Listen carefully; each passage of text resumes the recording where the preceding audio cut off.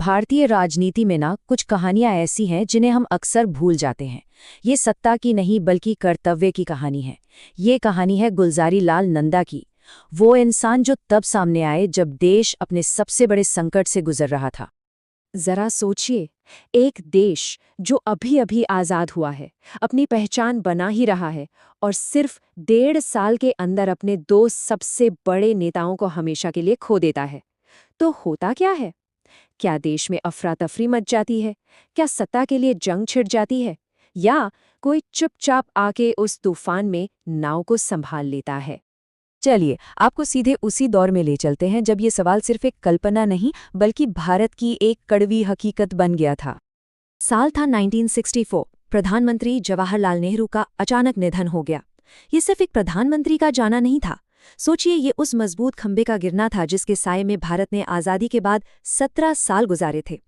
पूरे देश में जैसे एक सन्नाटा पसर गया और दिल्ली के सियासी गलियारों में एक बहुत बड़ा खालीपन। अब सवाल एक ही था, देश कौन चलाएगा? और इस खालीपन को भरने के लिए मैदान में कौन थे? उस दौर के सबसे बड़े राजनीतिक दिग्गज मुरारजी देसाई, लाल बहादुर शास्त्री, इंदिरा गांधी। ये सब कांग्रेस के वो पावर सेंटर थे जिनके बीच अगला प्रधानमंत्री बनने की एक जबरदस्त होड़ शुरू हो चुकी थी।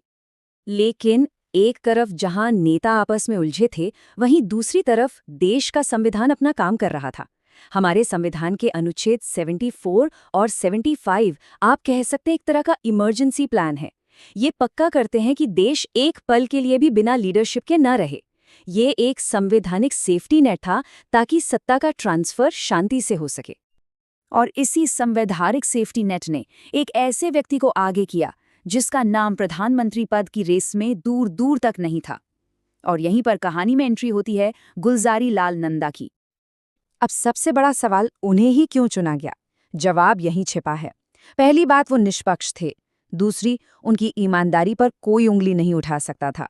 और सबसे जरूरी, वो किसी गुट का हिस्सा नहीं थे। वो एक तजुर्बेकार एडमिनिस्ट्रेटर थे, नेता से ज्यादा। तो जब सब अपनी अपनी टीम के लिए खेल रहे थे, तब देश को एक रेफरी की जरूरत थी। और नंदा उस भूमिका के लिए बिल्कुल परफेक्ट थे। उन्हें कार्यवाहक प्रधानमंत्री बनाया गया। अब इस शब्द को समझना बहुत जरूरी है। उनका काम कुर्सी पर बैठकर राज करना नहीं था, बल्कि कुर्सी को संभाल कर रखना था।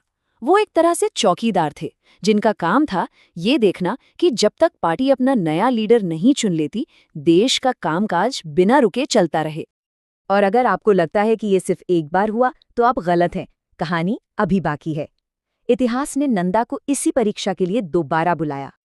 पहली बार मई 1964 में नेहरू जी के निधन के बाद, और फिर सिर्फ 18 महीने बाद जनवरी 1966 में ताशकंद में प्रधानमंत्री लाल बहादुर शास्त्री के अचानक निधन के बाद। सोचिए, एक देश ने 2 साल से भी कम समय में अपने 2 प्रधानमंत्री खो दिए, और दोनों बार उस अंधेरे में जो एक स्थिर रोशनी बनकर उभरे, वो थे गुलज़ारी लाल नंदा। जरा इस टेबल पर नजर डालिए। ये उनके दोनों कार्यकालों का निचोड़ है। दोनों ही कार्यकाल मुश्किल से 2-2 हफ्तों के थे। पहली बार काम था नेहरू के बाद एक स्टेबल ट्रांजिशन कराना। दूसरी बार शास्त्री जी के बाद ये देखना कि अगला नेता निष्पक्ष तरीके से चुना जाए। उन्होंने दोनों बार अपना कर्तव्य निभाया, और जैसे ही नया प्रधानमंत्री चुना गया, वो चुपचाप पीछे हट गए। लेकिन अगर हम नंदा जी को सिर्फ इन 26 दिनों के प्रधानमंत्री के तौर पर याद रखें, तो ये उनकी विरासत के साथ सबसे बड़ा अन्याय होगा। वो एक संकट मोचक से कहीं ज्यादा थे। उनकी असली विरासत प्रधानमंत्री की कुर्सी पर बैठने में नहीं, बल्कि एक मंत्री के तौर पर उन नीतियों को बनाने में थी जिन्होंने लाखों भारतीयों की जिंदगी को बदला। उनका असली काम पर्दे के पीछे हुआ। जैसे जब वो श्रम मंत्री थे, तो उन्होंने इंडस्ट्रियल डिस्प्यूट्स एक्ट में बड़े जबरदस्त सुधार किए। उनका फॉर्मूला बड़ा सिंपल था। पहला कदम, बातचीत को बढ़ावा दो। दूसरा कदम, विवादों को जल्दी सुलझाओ। और नतीजा, मजदूरों और मालिकों के बीच एक अच्छा माहौल बनाओ। और ये तो बस एक शुरुआत थी। उन्होंने कर्मचारियों का भविष्य सुरक्षित करने के लिए एम्प्लॉयज प्रोविडेंट फंड का दायरा बढ़ाया, मजदूरों की ट्रेनिंग के लिए प्रोग्राम शुरू किए, और भारत की 5 वर्षीय योजनाओं को बनाने में एक बहुत बड़ी भूमिका निभाई। उनका फोकस हमेशा सामाजिक न्याय पर रहा। 5 वर्षीय योजनाओं में उनका योगदान इस चार्ट में साफ दिखता है। देखिए कैसे उन्होंने खेती, इंडस्ट्री और सामाजिक विकास के बीच एक बैलेंस बनाया। ये सोच किसी एक चीज पर नहीं बल्कि देश के हर पहलू के विकास पर थी। और यहीं आकर नंदा का पूरा जीवन हमें लीडरशिप की एक नई और सच्ची परिभाषा सिखाता है। देखिए, दो रास्ते होते हैं।